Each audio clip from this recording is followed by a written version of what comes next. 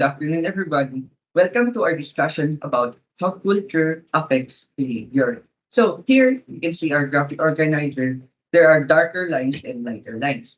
So in darker lines, we will show the determinants of culture and behavior, and the lighter lines will be our examples. So first, let's go to Okay, so diversity. As we all know that culture differs from one country to another, and in any country we could see people consist of diverse cultures. Like for example, in America and even here in the Philippines. Their diverse cultures influences how they interact and perceive the world, as well as their culture influences their behaviors. And under diversity, problem-solving ability. As per Burrell's statements, diversity in culture improves an individual's capacity for problem-solving. Through this, people could communicate effectively with one another wherein it could foster innovation and creativity. And another one under diversity is perception. Having a diverse perspective makes you understand the world better, like how you interpret actions and cultural differences between individuals. Altering your perspective could also a secret to understand their behaviors. okay. So perception can also lead into misunderstanding, which can lead into misinterpretation. For the misinterpretation, different cultures may have varying communication styles, which can lead to misinterpretation. For example, in some cultures, indirect communication is preferred, while in others, direct and explicit communication is more common.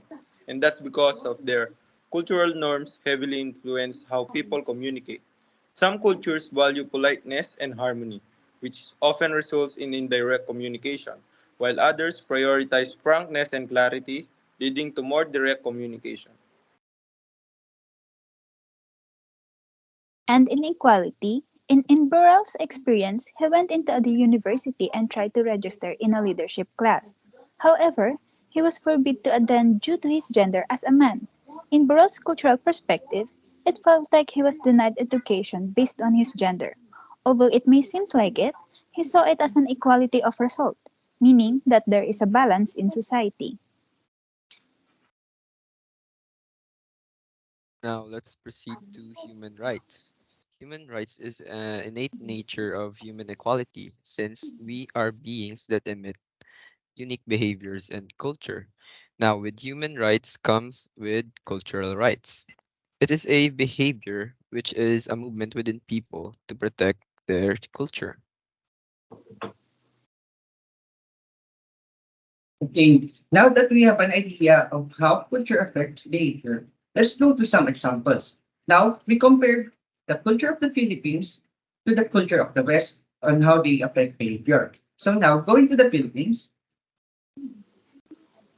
culture of the Philippines is rich and diverse tapestry that reflects its complex history and the influences of various indigenous, colonial, and foreign elements. So basically, Philippines is where East meets West. So our culture is a mix of Western and Asian ideas and culture. So now, going to the West, Western culture refers to the collective set of values, traditions, and societal norms that have developed in the Western world, primarily in Europe and North America. So, one similarities from Philippines and the Western countries are their culture are based on their history. So, uh, how they are shaped is how they act now. Now, going to the Philippines again, For the Philippines, one of their very distinct nature is doing things together or being a collectivist or collectivism. They take pride in doing things together. This is the social and cultural ideology that prioritizes the group or community's interests and well-being over individual needs and desires. They prioritize unity. And one example of this concept is the bayanihan.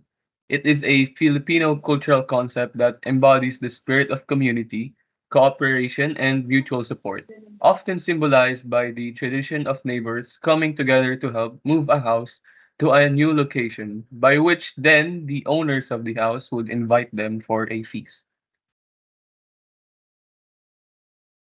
And another part of this is hospitality. Filipinos are very hospitable. And because of this, they are usually very welcoming of guests, setting out only the best of their dishes and silverware to accommodate and make the guests feel at home.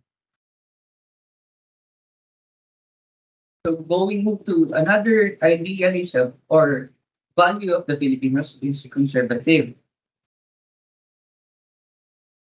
Filipinos are often described as conservative due to their strong adherence to traditional values and cultural norms, which play a significant role in their daily lives and interpersonal relationships. And one example of this is that Filipinos are very mahinhin. Mahinhin is a Filipino word that is often used to describe someone who is modest, shy, or reserved in demeanor and behavior. It typically refers to a person who is unassuming, demure, or displays a sense of humility in their actions and interactions with others in order to not cause trouble. Okay, one good example of being mahinig is Maria Clara from the book of Jose Rizal, El Filibusterismo, and Noli Tangere.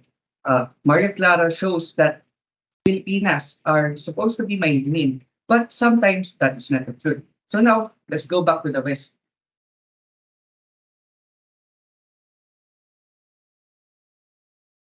Okay, now let's proceed with individualist. The West values personal freedom and autonomy, prioritizing one's unique identity and beliefs over conformity to societal norms. Embracing individualism allows for the exploration of diverse perspectives and the pursuit of self-expression.